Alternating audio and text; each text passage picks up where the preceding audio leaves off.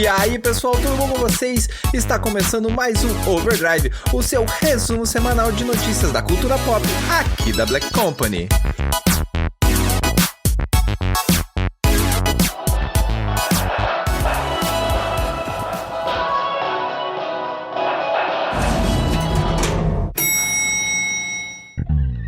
E aí galera, como vocês estão? Vocês ficaram aí na companhia da Rafa, do João. Quem que tava com vocês, João, semana passada também? O K. E o K. Deixei vocês aí na companhia deles. Mas hoje estamos de volta. E como vocês já perceberam, o João está aqui novamente marcando presença no nosso Overdrive. E aí, João, como é que você está? Tudo bom? Tô muito bem, batendo carteirinha pela terceira semana seguida.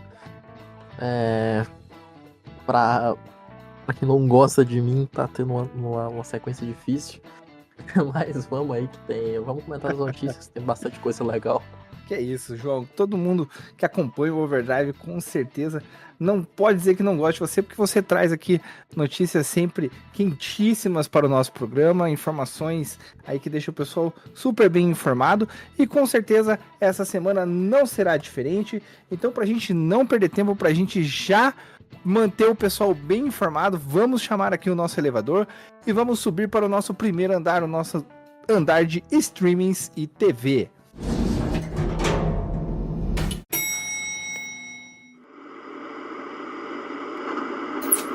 E para começar falando de streams e TV, nós estamos aí numa onda, Durante essas últimas semanas, todos os domingos nós estamos falando de uma adaptação de game para a televisão, para os streamings. E uma outra adaptação que a primeira temporada também foi um grande sucesso, muito elogiada, inclusive, pelos fãs da franquia. Foi aí anunciado uma segunda temporada. Na verdade, foi anunciada a data de chegada da segunda temporada e a confirmação de uma terceira temporada, João? Mas, para quem ficou curioso, o João vai contar para vocês aí de que série nós estamos falando. Pois então, Chão, estamos falando de Fallout, essa série que saiu a primeira temporada, acho que foi ano passado, 2024. Eu não tava botando fé nenhuma, acabei gostando muito.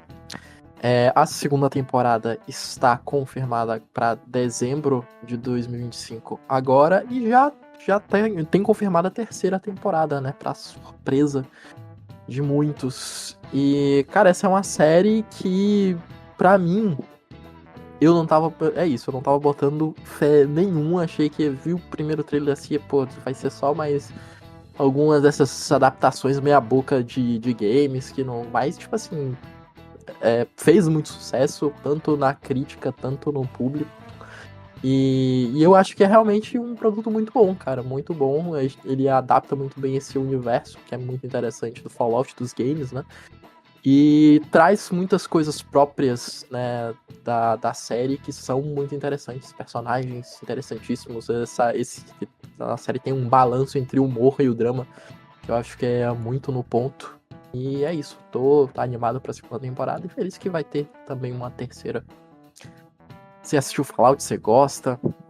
Eu só acompanhei os jogos, ainda não assisti a série, mas eu vou dizer pra vocês, eu acredito muito que a série realmente tenha surpreendido, que assim como você, muitas outras pessoas não botavam fé nessa adaptação, mas nós temos uma pessoa aqui na Black que gostou da série, e se essa pessoa que é especialista em Fallout gostou da série, então quem sou eu para questionar se a série é boa ou não? E nós estamos falando do nosso queridíssimo MD, que é fissurado nesse universo de Fallout, e ele assinou ali que a série foi muito bem produzida, muito bem feita nessa primeira temporada, e não à toa, o Prime Video agora já vem com a segunda temporada e confiante já banca a terceira temporada aí. Então, Fallout, segunda temporada, chega em dezembro, e agora a gente fica aí no aguardo de mais informações, mais novidades em relação à terceira temporada, que já está confirmado por parte da produção. E falando então em coisas que vêm e voltam, que vão pra lá e vão pra cá. E falando em Prime Video, uma consagrada franquia que vem lá desde os anos 80, começou com Acho que o Rock primeiro é Balboa. Acho que o primeiro filme é lá do final dos anos 70. Olha aí, então É. eu já tô até deixando a franquia mais nova até do que ela é. Então, começou lá com Rock Balboa, 76. quem nunca se imaginou subindo escadas ao som de Eye of the Tiger, né? É. E depois agora com Creed, e a franquia vai ganhar então uma série derivada aí com o Prime Video sendo a produtora dessa série, né, João? Perfeito. É isso, Creed, que essa franquias de filmes derivadas de Rock Balboa, né, fez muito sucesso. O primeiro filme ali saiu, acho que em 2015, estrelado pelo Michael B. Jordan, grande astro de Hollywood agora. E a série, ela vai se chamar Delphi e vai se passar na academia de boxe, né, de mesmo nome, que é o local onde Apollo Creed, que é o pai do Adonis, né, o personagem do Michael B. Jordan, e o Apollo Creed, que acho que quem interpretava era o Carl Weathers, que até faleceu recentemente. Ele tá nos filmes clássicos lá do Rock Balboa. Então, o que mais que a gente tem aqui de detalhes? Não tem muitos detalhes da trama, mas a gente sabe que vai passar nessa academia. A gente tem o Marco Ramírez como showrunner e o Michael B. Jordan vai ser produtor executivo da série. Aparentemente não temos ainda uma janela de lançamento, né? Mas foi confirmado, a série foi confirmada nessa última segunda-feira, dia 12, pelo evento Amazon Upfront. E é isso, tô animado, gosto muito tanto da série, da franquia de filmes original do Rock Balboa. O Creed, eu acabei só assistindo o primeiro filme, não assisti os outros dois, mas eu lembro que na época, eu não sei o que deu, mas eu nunca tinha assistido os filmes clássicos de rock, e na época, ali por volta do lançamento do primeiro filme, sei lá, bateu um hype, eu fui ver todos os filmes do Rock Balboa, desde o primeiro até, acho que tem até o tem 4, depois tem um de 2006 que não é numerado, né? Eu vi tudo assim de uma vez pra assistir Creed. Pois são filmes muito bons, viu? Né? Aquele filme de esporte, de superação, que é muito gostoso de assistir. Eu recomendo pra todo mundo que nunca assistiu. Acho que ainda são filmes bons até hoje. Creed, pelo menos o primeiro, é sensacional. Eu sou suspeito pra dizer porque eu gosto muito dos filmes, né, da franquia Rock. Inclusive, eu adoro utilizar aquela cena do Rock conversando com o filho dele, né, dando aquela lição de moral pro filho dele. Eu adoro utilizar aquela cena. E Creed, né, basta dizer que foi, acho que a produção que alavancou de vez a carreira do Michael B. Jordan, então não preciso nem discutir a qualidade e o sucesso que foi os filmes. Então, é óbvio, se foi sucesso lá atrás, se foi sucesso recentemente, era óbvio que eles iam dar um jeito de extrair mais alguma coisa. Então, o Prime vem aí com uma série derivada, né, desse universo de Creed e Rock Balboa. E a gente vai trazendo mais informações, mais novidades, conforme forem sendo divulgados ou até mesmo rumores que forem aparecendo. E falando em retornos, nós tivemos aí, inclusive, um overview, né, especial sobre o retorno da série do Demolidor Renascido, e tem novidades com mais retornos programados para a segunda temporada, né, daquela trinca original que se iniciou lá na Netflix. Teremos mais um retorno agora na segunda temporada de Demolidor Renascido, e um retorno muito especial, né, João?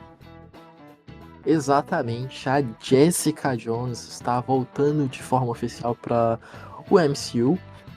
Ela que teve sua própria série lá, acho que estreou em 2015, no mesmo ano da primeira do Demolidor, mas é isso, teve toda aquela leva de séries de heróis urbanos da Netflix, ela foi uma das personagens que ganhou a sua própria produção, vai voltar agora para a segunda temporada de Demolidor Renascido. A informação ela aconteceu, a revelação foi no painel da Disney Upfront, que também estava lá o Charlie Cox, né, o ator que interpreta o Demolidor. Elas subiram ao palco junto com a Kristen Ritter, né, que faz a Jessica Jones. E é isso. Aqui tem uma aspas dela, que ela diz que é muito bom estar de volta, né, retornando para esse papel depois de 3 temporadas dos Defensores, e que tá muito animada para trazer de volta essa personagem icônica, e sem revelar muito, é muito mais reservado para a personagem. É isso. Eu gosto bastante da Jessica Jones, assim. Acho que a primeira temporada, apesar de não ser perfeita da série dela, eu acho que é legal, principalmente por conta... Eu gosto da atriz, eu gosto também do vilão da primeira, que é o Killgrave, que é interpretado pelo David Tennant, que eu acho ele fantástico. Aí eu assisti a segunda temporada de Jessica Jones, aí eu já não gostei, e o terceiro eu não vi. Eu tenho até curiosidade de ver o que eles fizeram lá, mas acabei dropando. E, obviamente, Defensores também, que não é aquelas coisas todas, mas... Enfim. A personagem é boa, a Kristen Ritter eu acho uma ótima atriz, eu acho ela carismática. E tô animado pra ver o retorno dela na série Demolidor. Quem sabe a gente não tem mais uma temporada da série dela solo, né? E é bacana eles trazerem esses personagens de novo, inclusive com os mesmos atores, né? Porque, de certa forma, eles foram quem abriu as portas para séries de heróis, né?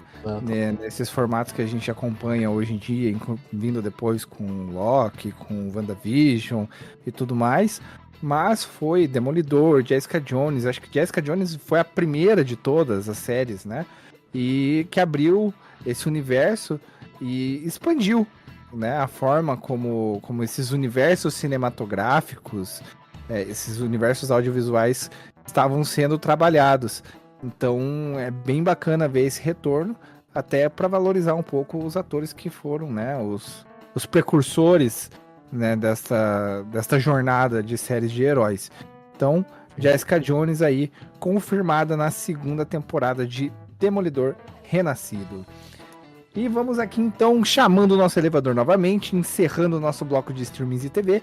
E hoje nós vamos fazer uma pequena inversão aqui e vamos subir para o nosso bloco de games, pessoal. E para começar o nosso bloco de games, já que nós estávamos falando, né, de universos cinematográficos, grandes visuais e tudo mais, tem aí Death Stranding. O segundo jogo tá chegando, ele que é uma obra cinematográfica, né, produzida pelo Kojima, pode ser intensamente questionado em relação ao jogo, a sua história, quem entendeu, quem não entendeu. Eu vi muita gente que jogou a primeira vez, não entendeu nada, daí ficou naquela, mas que jogo esquisito, e jogou pela segunda vez e depois falou, caramba, que obra-prima, o Kojima realmente é um gênio, né? Inclusive, o próprio Marcelo aqui da Black, que também fez um overview sobre a genialidade do Kojima, ele foi um desses casos, né? Que jogou a primeira vez, ficou daquele jeito meio... Que negócio é esse aqui? E depois rejogou e compreendeu melhor a mensagem que o nosso mestre Kojima queria passar. E o jogo agora vai ganhar uma continuação. Death Stranding 2 está vindo. E uma turnê está chegando ao Brasil em outubro. Conta mais pra gente, João. Então, é uma turnê mundial, né? Vai passar por vários países e uma das paradas vai ser o Brasil, né? Foi anunciado meio que do nada, assim. Vai ser uma turnê, pra fazer um marketing, imagino, do lançamento do jogo, que chega logo mais. E vai passar por Los Angeles, nos Estados Unidos, Sydney na Austrália, Tóquio no Japão, enfim, vários lugares. E aqui em outubro vai vir para o Brasil, mais especificamente São Paulo, ainda sem data, né, específica. Mas, pô, muito interessante. Eu tô bastante animado, muito mais curioso pra saber o que vai ser esse segundo jogo. Tem saído alguns previews de gente que já teve a oportunidade de jogar e falaram sobre suas impressões. E as impressões são, pelo que eu vi, foram mais positivas. Eu acho que talvez as pessoas estejam mais preparadas para abraçar meio que o que o jogo é, que acho que quando ele foi lançado lá, o primeiro, acho que teve muito processo de, tá, o que é isso aqui, velho? Um jogo de você anda e vai entregar. Eu joguei o primeiro jogo, eu tava nesse overview sobre o Kojima, eu defendi Death Stranding. Eu teci minhas críticas, que eu acho que tem algumas coisas que não funcionam tão bem, então, acho que a parte da história, acho que principalmente, apesar de eu achar muita coisa interessante, mas eu gosto da mecânica base, eu acho muito corajoso do Kojima ter feito um jogo que a mecânica base central é você ir do ponto A ao ponto B, sabe? Eu acho corajoso e interessante. Eu gosto da gameplay da Death Stranding e tô animado, porque no trailer dá pra ver que a gente vai pra lugares novos, né? Biomas diferentes, formas diferentes de atravessar esse mundo, outros veículos, né? E tô curioso pra que vai ser feito com a história. É isso. Talvez, quem sabe, a gente vai ter a oportunidade de dar um cheiro no cangote do Kojima quando ele vem pro Brasil. que hype, velho. Bom, então a gente vai ficar aguardando. Ainda não temos muitos detalhes de como vai funcionar essa turnê. Ainda tá sendo muito. Tudo ainda só na base do vai ter, né? Vai acontecer, vai ser em tal data. Mas assim que a gente tiver mais detalhes, pode ser que o Kojima venha, o que eu acho muito provável. Pode ser que alguns dos atores, né, que atuam no jogo estejam também. Vai, né? Caramba, será? Vai Norman que Reedus, essa. Malia Sidor. Olha só. E é um elenco de peso, né? Vamos combinar que não. Death Stranding tem Já. um elenco de respeito. Então. Entrou acho que a Elle Fanning, tem o diretor lá, esqueci do Mad Max, tá lá também. Pô, bizarro. Então. Muita gente boa. Vamos ficar de olho aqui no que Mestre Kojima irá aprontar e trazer ao Brasil nessa turnê de Death Stranding 2, mas você já pode ir se preparando porque virá em outubro aqui para o Brasil, mais especificamente em São Paulo. Então, se você é fã do jogo, se você é fã do Kojima, já pode começar a se programar. E para mais detalhes, você tem aí uma matéria especial sobre essa turnê de Death Stranding no portal da Black, pessoal. E aproveitando que a gente tá falando de hype, que a gente tá falando de sucesso, semana passada vocês, né, comentaram, não tinha como não comentar em relação ao segundo trailer de GTA 6, né, que já tava estourando aí na internet. E a Rockstar, né, essa semana anunciou também que um outro jogo seu de grande sucesso e de grande nível de detalhes ultrapassou a marca de 74 milhões de cópias vendidas. Que jogo nós estamos falando? Estamos falando daquele que até hoje gera discussão com God of War. Arthur Morgan e Kratos viraram quase rivais em 2018. Até hoje a internet cria essa treta, né? É pra pau violento vendo aquele Game Awards. Dá. E a discussão até hoje, né? Se mantém bem vívida entre os gamers do mundo todo. Mas os números aí não mentem.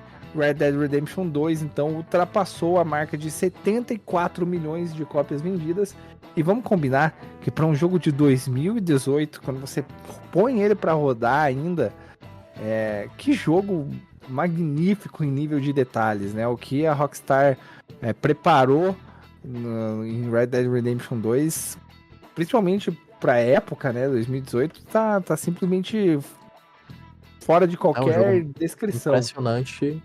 É um jogo muito impressionante até hoje, né? Visualmente, né? Tem nível de detalhes. Um jogo, um jogo que roda num PS4, no Xbox One, numa antiga geração, que você, tipo, tem jogos de 2005, Play 5, que, você vê que não entrega o mesmo nível de detalhes, de impressionar, né? Não que todo jogo precise, assim, mas é realmente impressionante o que eles fazem. Bom, aí eu vou deixar aqui para vocês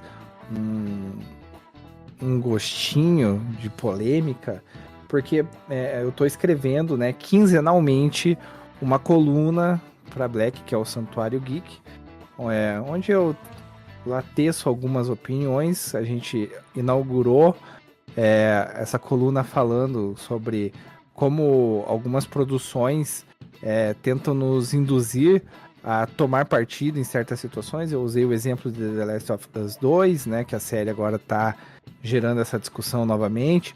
Usei também o exemplo de Uma Família Perfeita do Disney Plus. E eu já tô preparando agora, na terça-feira vai sair, dia 20, né?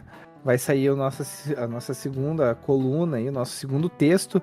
E o título do texto será GTA 6 e uma geração perdida.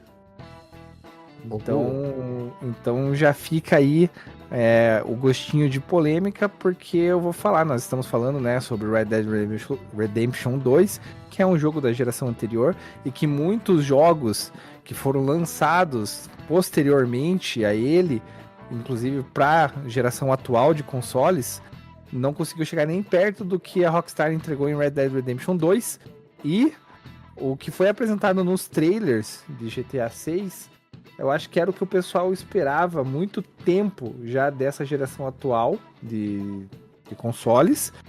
E vamos lá, a própria Rockstar anunciou que as imagens captadas desse segundo trailer tem trechos de gameplay do PlayStation 5 base. Então nós tivemos que esperar, ainda vamos, né? Estamos esperando 6 anos de uma geração para finalmente a geração entregar o que se esperava dela. Não vou dizer desde o início, mas pelo menos ali a partir do seu 1 ano e meio, seu segundo ano de vida. Então fica aí o convite para terça-feira vocês irem lá no portal da Black e conferirem esse texto que eu estou preparando para vocês aí, falando sobre essa questão aí, trazendo um pouquinho de polêmica sobre isso. E aproveitando que a gente tá falando de polêmica, a gente tem um outro jogo aí que no seu lançamento do PlayStation 5 gerou muita polêmica.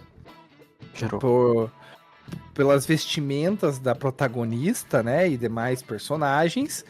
E agora ele vai ganhar uma versão para PC e, óbvio, né, que ele está gerando polêmicas novamente. E o que é pior, não é nem mais por causa das vestimentas da protagonista. João, o que tá gerando polêmica agora com o Stellar Blade que está para chegar para os PCs? Pois então, Sean. Primeiro falar, né, o que vai chegar nessa versão de PC, né? O jogo que lançou originalmente em abril de 24 vai chegar para PC agora no dia 11 de junho para via Steam e Epic Games. Né? O jogo vai ter suporte às tecnologias da NVIDIA e AMD, né? NVIDIA DLSS, que aumenta a resolução, vai ter... No geral, o jogo vai rodar melhor, mais bonito, com mais FPS, aquela coisa toda, ultra-wide, 4K, papapá. Mas teve uma polêmica envolvendo o jogo, que foi em relação à disponibilidade dele em certas regiões, né? Rolou esse anúncio do lançamento do PC e costuma o jogo já aparecer nas lojas, por exemplo, na Steam e na Epic Games.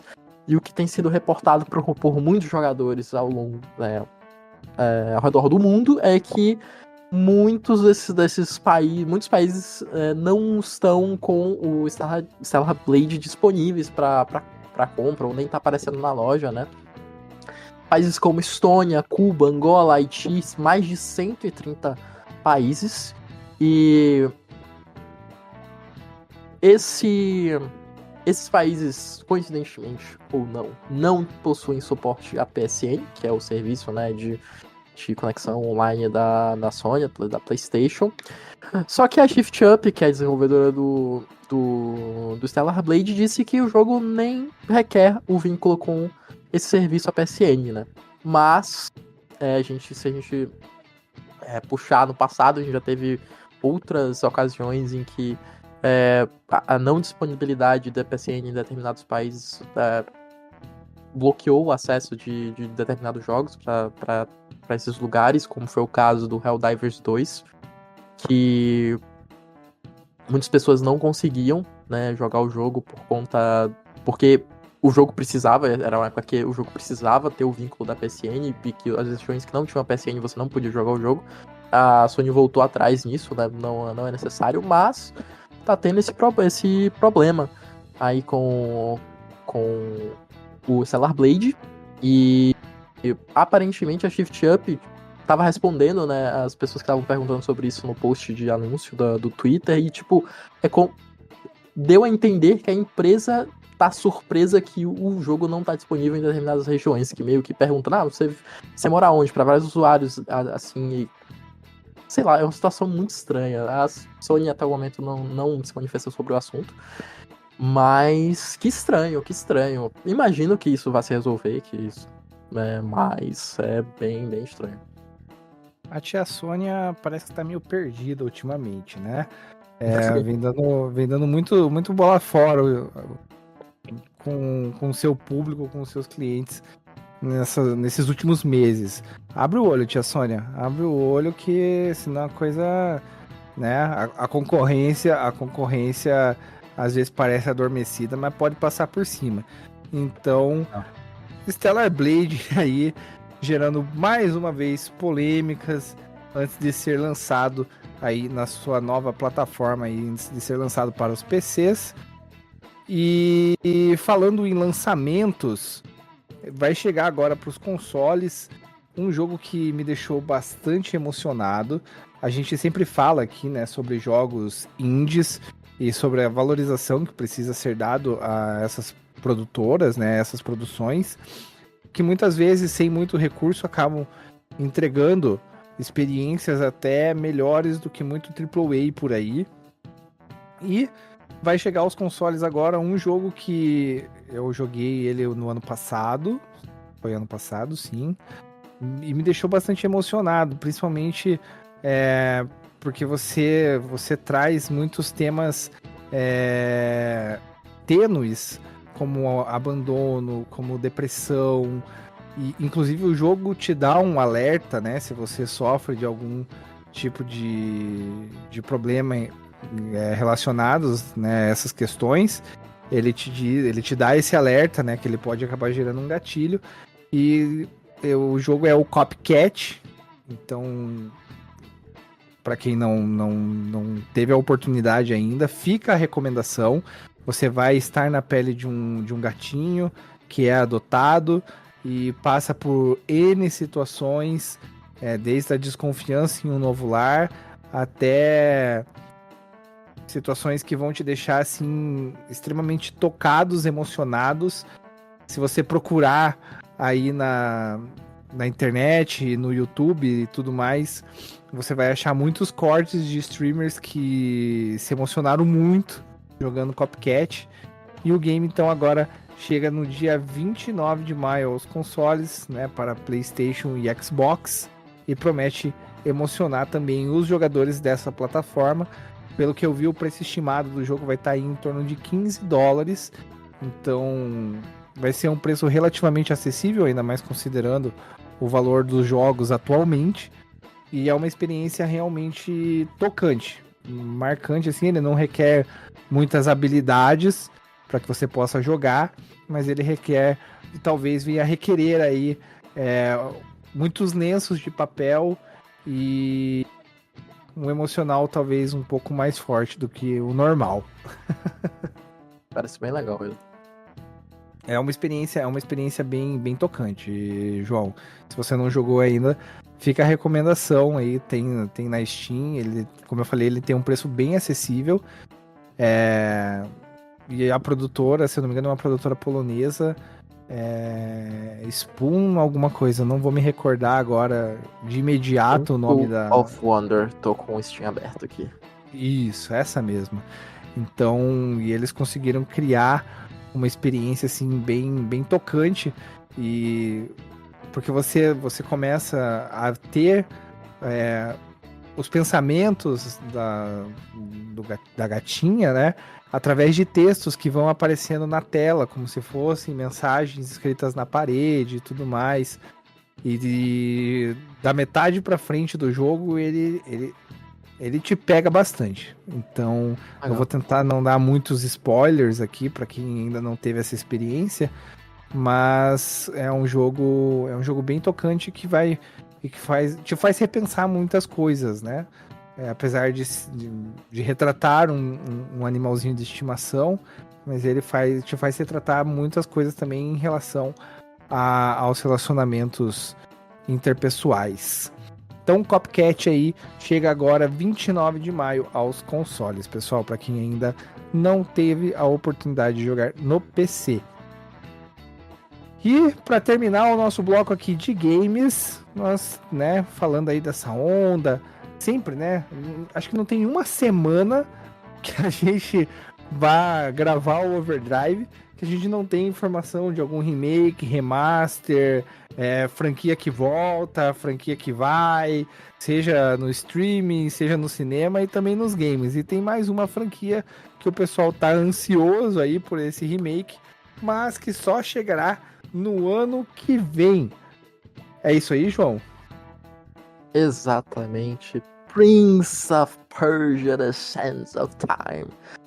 O remake, que é esse clássico, né? Esse clássico ali da era do PlayStation 2. Teve o... Ele foi anunciado inicialmente, pô, acho que já faz cerca de 6 anos pela primeira vez. Aí teve o processo de desenvolvimento rebutado, porque tirou de um estúdio, colocou em outro. Tipo assim, então o processo de desenvolvimento desse jogo tá meio conturbado. E a gente sabe agora, por meio de um relatório fiscal da Ubisoft, de que eles anunciaram, né? Não teve nenhuma grande pompa, assim, eles falaram num relatório que o jogo vai chegar em 2026 ali, até o final do ano fiscal do atual ano fiscal da Ubisoft, que vai até 31 de março, então, pelo menos antes de abril, o jogo deve lançar. E, bom, por enquanto é isso, a gente não tem... A última vez que a gente viu alguma coisa foi um trailer que eles soltaram, tipo, que é só a logo, assim, pra meio que falar, a gente tá fazendo aí. Porque o trailer anterior que tinha saído isso foi reputado, não vai ser, aquilo que tinha se mostrado já não vai ser mais. Então a gente sabe muito pouco sobre como que vai ser, né?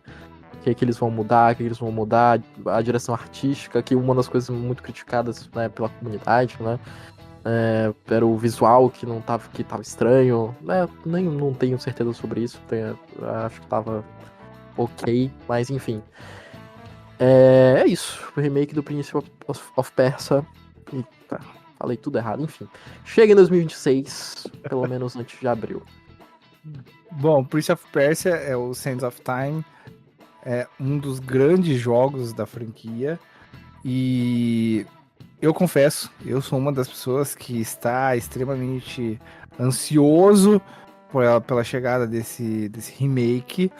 E para você que quer entender mais, né, não jogou o jogo original, quer saber mais sobre a temática, o resumo do que é Prince of Persia Sands of Time, tem uma matéria lá na Black, escrita pelo Junior Mike, que te conta aí, além dessa informação, né, do adiamento, né, para 2026, ou que chegará em 2026, ele também tem lá uma pequena sinopse do jogo original, do que é Prince of Persia: The Sands of Time. E com isso, nós encerramos aqui então o nosso bloco de games, chamamos o nosso elevador novamente e vamos subir para o nosso andar de cinema.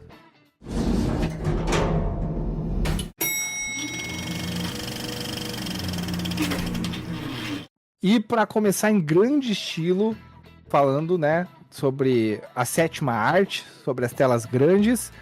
Superman recebeu aí um novo trailer com mais detalhes da história, mais coisas acontecendo e inclusive já virando meme, né? Porque eles reprisaram aquela cena do Superman levando uma latada na cabeça, né? Que gerou polêmica no primeiro trailer, porque o Superman dava uma piscada, né? Quando ele levava a lata na lata. E agora eles refizeram a cena nesse segundo trailer. E o João vai dar mais detalhes aí sobre esse trailer de Superman pra nós. Achei paia terem mudado, pô, porque independente dele sentir, pô, não, pô, você tá. O cara tá jogando um negócio, você reage, pô. É questão de reflexo. Enfim. Pô, eu gostei bastante desse novo trailer. E uma das coisas que eu achei mais interessante é que ele começa meio que numa cena entre o Superman e a Lois, em que ela tá entrevistando ele, né? E tipo, questionando sobre as ações de herói que ele tá. Ele retruca sempre a puta que tava fazendo o que ele achava certo, que tava salvando pessoas, e ela meio que questionando. Putz, mas você não pode só simplesmente ir lá e fazer o que você quer, você tá representando um país, e blá blá blá. E, pô, eu achei muito interessante aquela cena. E, tipo assim, o resto do trailer, acho que me parece que o tom do filme tá muito no lugar certo, depois de todo os filmes do Superman mais Zack Snyder, mais sombrio, mais tudo depressivo, essa pegada mais colorida, mais feliz, me parece que combina mais com o Superman. Eu acho que o tom da produção tá num lugar muito interessante. Eu tô muito curioso e animado pra esse filme. O que você achou, Tião? Bom, eu sou bem suspeito, assim, porque muito antes da onda do MCU, da Marvel especificamente, eu gostava muito de dois personagens, né? Que era o Wolverine e principalmente o Spider-Man. O Spider-Man, pra mim, é o meu herói, assim, favorito, assim. Não fale mal do Spider-Man perto de mim, senão o bagulho fica louco. Aí depois, assim, o universo da DC sempre foi um universo que me atraiu mais. Não sei se porque quando eu era mais novo eu tinha o costume. Eu vou confessar, eu passei a me interessar pelo Superman, pela história do Superman, a partir de Smallville, porque eu tinha o costume de acordar aos domingos para assistir Smallville no SBT com meu pai. Então, foi onde eu passei a ter mais curiosidade por esse universo do Superman e tudo mais. E ele, junto com o Batman, acabaram ocupando o segundo lugar no pódio, assim, dos meus heróis favoritos. Então, o universo da DC, eu acho ele muito mais atrativo do que o universo da Marvel. Me desculpem, Marvetes, né? Fãs da Marvel, mas é a minha opinião, né? A gente não pode agradar todo mundo. E eu fiquei muito chateado ao longo de todos esses anos de a Warner, né, e a DC não conseguirem criar um universo cinematográfico à altura do que esses heróis merecem. Seja pela escolha de ator, seja por roteiros muito ruins, e escolhas, né, muito mal feitas, de saídas muito mal feitas, né, Marta que o diga, mas agora com o James Gunn e esses trailers que saíram, parece que a gente tem um alento, assim, de que finalmente a coisa vai caminhar para um destino melhor em relação ao DC Universe, né, dos cinemas. E bom, só de ter o Crypto já no primeiro trailer já me ganhou. Então eu realmente tô empolgado para ver o que esse Superman vai entregar e o que a gente pode esperar, porque eu acho que ele vai ser assim o precursor, né? A partir do que eles entregarem nesse filme, a gente vai ter um presságio aí do que pode ser o futuro da DC nos cinemas. Então eu gostei muito do que eu vi até agora. Como você falou, ele tira um pouco aquele ar pesado, sombrio, né, sobre o Superman.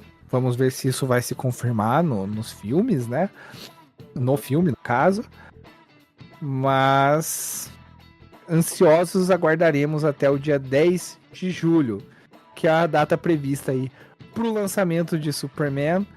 E tem uma matéria aí falando mais sobre esse novo trailer, com detalhes, com mais detalhes da história. E vou dizer para vocês, sabe por quem que essa matéria é assinada? Pelo nosso João aqui. Então, confere lá no portal da Black, que tem lá também mais detalhes sobre esse segundo trailer do filme de Superman. E eu vou aproveitar aqui que eu falei sobre presságio.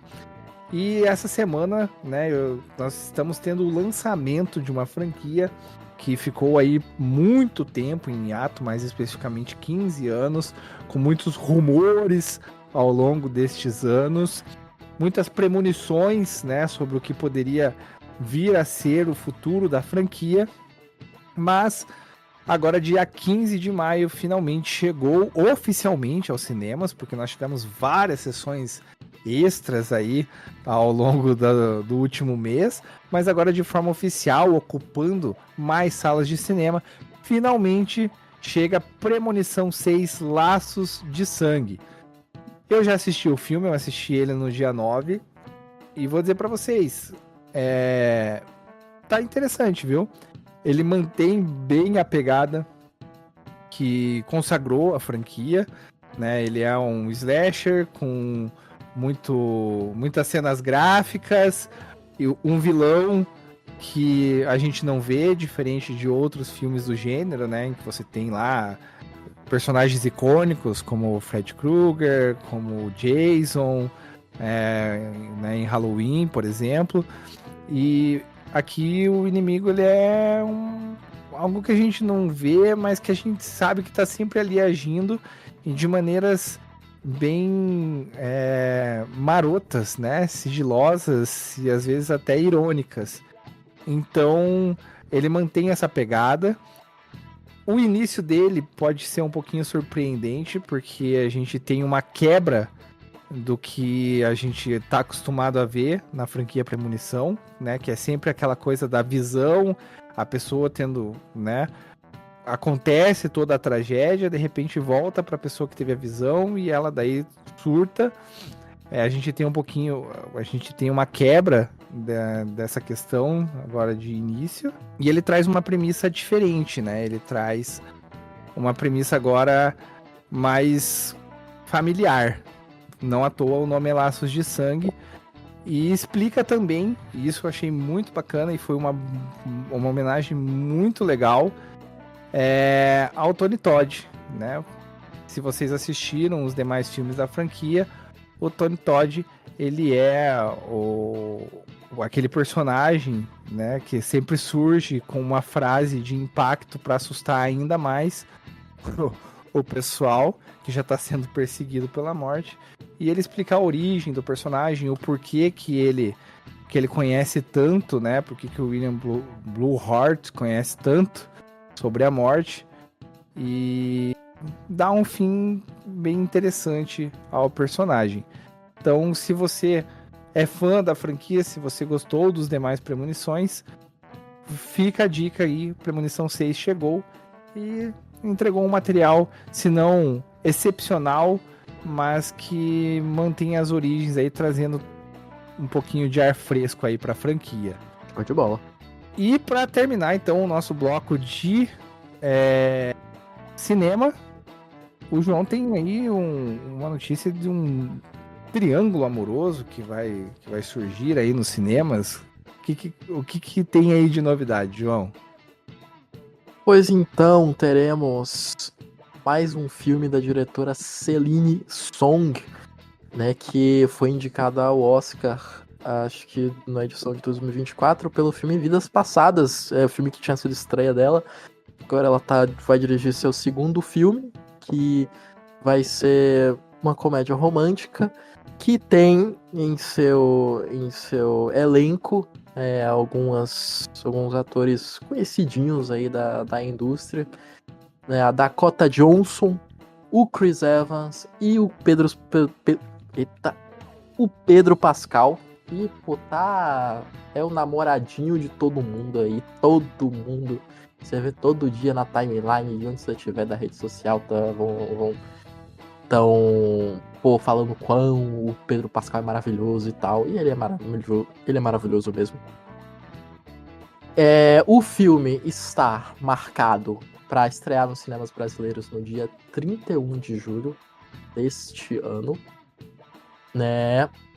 E falando um pouco da sinopse, em Amores Materialistas, Dakota Johnson interpreta Lucy, uma bem-sucedida casamenteira de Nova York que, no entanto, se vê envolvida em um complicado triângulo amoroso. Por um lado, a Harry Castilho, o Pedro Pascal, um cliente rico e influente que aparentemente é o par perfeito. Por outro, John, o que é o Chris Evans, que é seu ex-namorado, um ator frustrado que atualmente trabalha como garçom.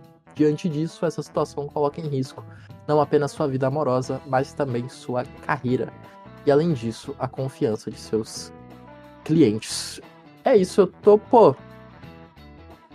eu coloquei essa matéria na pauta mais porque na época que saiu o último filme dela, Vidas Passadas, eu ouvi muita gente falando bem. Eu não consegui assistir, mas ouvi muitas coisas boas, o quanto que ele é tocante, o quanto que ele trabalha muito bem seus personagens, a história, o romance que tá ali retratado. E, pô, se é uma diretora tão premiada que fez um filme tão bom anteriormente, acho que podemos esperar boas coisas desse novo longa.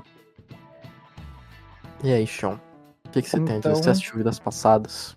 Não assisti, então infelizmente não posso opinar muito além do que você já nos informou, mas fica o convite aí então pro pessoal, né? O João trouxe as informações sobre Amores Materialistas e para você que gostou então do Vidas Passadas, fica o convite aí para acompanhar esse novo filme. Dito isso, pessoal, foi um bloco rápido, né? Só uma passadinha aqui pelo nosso andar de cinema. Chamamos o nosso elevador novamente. E esse próximo andar vai ser tão rápido, né? Quanto o de cinema. Mas com informação aí bem relevante. Bora pro nosso bloco de música e literatura. E os fãs de rock estavam em polvorosa nessas últimas semanas. Afinal de contas, uma das bandas mais icônicas do gênero esteve em turnê aqui pela América do Sul, passou por 3 cidades do Brasil, né? Curitiba, Rio de Janeiro e São Paulo, inclusive no último show em Interlagos, atraindo aí mais de 70 mil pessoas para o Autódromo de Interlagos para acompanhar esse show. E eu estou falando de System of a Down, que foi um sucesso. A produtora do evento diz que foram os shows com maior público da sua história. E aqui na América do Sul, eles tiveram aí estimado um público total de 500 mil pessoas. Uma média aproximada de 55 mil pessoas por show. Mas especificamente, aqui eu vou dar os créditos, né? Essa notícia eu peguei da revista Rolling Stones. Mais especificamente, uma média de 55.555 pessoas. Que loucura. se era para ser um número assim fechado, 55555, né? Eles bateram certinho. Ainda bem que não era, né? 66, né? Mas System of a Down então movimentou os shows e a gente estava comentando, né, nos programas anteriores em relação ao show da Madonna, olha eu querendo arranjar treta aqui, né, o show da Lady Gaga, que teve aí 2 milhões, se eu não me engano, de pessoas, né, na praia de Copacabana. Vamos lá, se a gente for fazer um comparativo, né, a Lady Gaga fez um show em Copacabana, só que era um show gratuito num espaço extremamente aberto, amplo, né? Agora você aí 10 shows, 9 shows, mais ou menos, Acho que foi mais ou menos esse, a quantidade de shows que eles fizeram aqui pela América do Sul. Você levar 500 mil pessoas é coisa. É coisa pra caramba. Coisa. E eu vou dizer pra você que eu tô até surpreso, porque eu não esperava que System of a Down fosse gerar toda essa comoção, assim, essa movimentação. Aham. Mas a banda chegou e relatos de quem esteve no show, uma das melhores experiências que já tiveram na vida. Então, realmente eles entregaram o que era prometido aí durante essa turnê aqui pela América do Sul, que passou pelo Brasil também. Então, eu vou dizer pra vocês, eu até conheço algumas músicas, mas não sou assim um ouvinte assíduo de System of a Down. Eu também não sou. Eu sou um estilo mais Queen. Mas há de se tirar o chapéu pro que a banda entregou. Inclusive eu vi alguns vídeos, né, de conhecidos, amigos que estiveram, né, no show. Inclusive fazer a menção aqui para um amigo meu, que é o Machadinho, que... Olha só, o brabo. O brabo. E o que eu dei de risada com os vídeos dele no show, meu amigo. Inclusive ele conheceu, o vídeo dele repercutiu tanto que ele foi convidado para um segundo show que teve em Interlagos, e o baterista, né, da banda foi lá trocar uma ideia com ele. Então, mostrando mais uma vez, né, que a banda realmente veio e se integrou, né, ao público dos locais onde eles passaram. Então, o System of a Down... Eu acho que o K tava lá. Acho que ele tinha dito que ia. Então, depois nós vamos trazer aqui o relato do K. Isso. Eu sei que da Black, eu sei que a Helena esteve também lá no Rio de Janeiro, né? Verdade.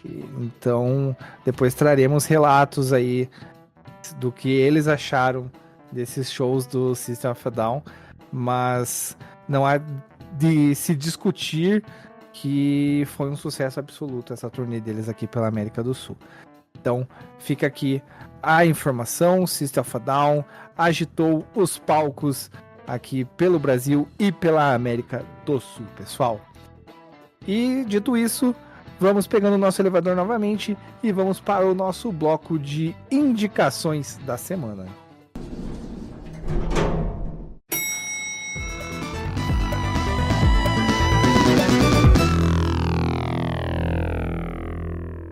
João, o que você trouxe essa semana aí para indicar para a galera que tá aí assídua, né, por novidades, né, pelas notícias que nós trouxemos, mas que também quer saber o que nós aqui da Black, nós aqui do Overdrive, estamos consumindo e temos para indicar para eles?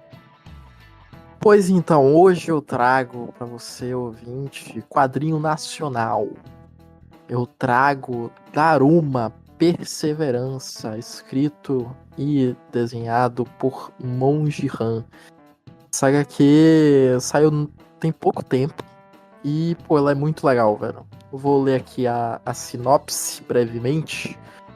A cidade de São Paulo está sendo atormentada por malfeitores mascarados e Yumi tem que se desdobrar para cuidar dos irmãos e sobreviver no corre da cidade até ser envolvida numa disputa que vai além do mundo que ela conhece.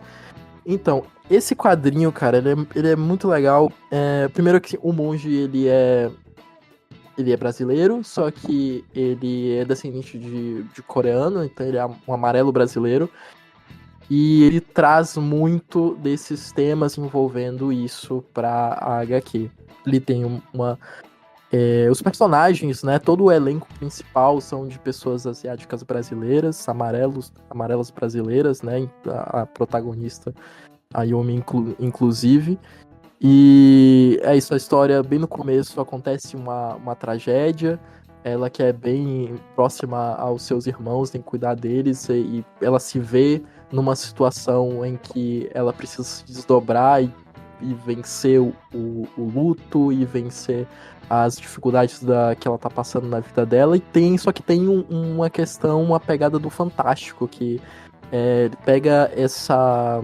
Acho que é uma lenda, alguma coisa envolvendo o folclore japonês, que é do Daruma mesmo, que é essa entidade, que virou uma tradição, que ele é meio uma figura oval com um rosto, dois olhos, uma boca e tal, e a questão da tradição é de você fazer um desejo, e ao fazer esse desejo você pinta um olho do Daruma, e quando esse desejo for realizado, você pinta um segundo olho. Você tem a Yumi ao longo da história, ela tem esse trauma do passado, e essa coisa, tipo, de um desejo que até vai sendo um mistério que vai sendo trabalhado na narrativa, de que ela tá constantemente comprando darumas novos e pintando o olho, porque ela tá fazendo aquele mesmo desejo toda vez, e ela quer que essa coisa aconteça. Você vai no desenrolar da história descobrindo o que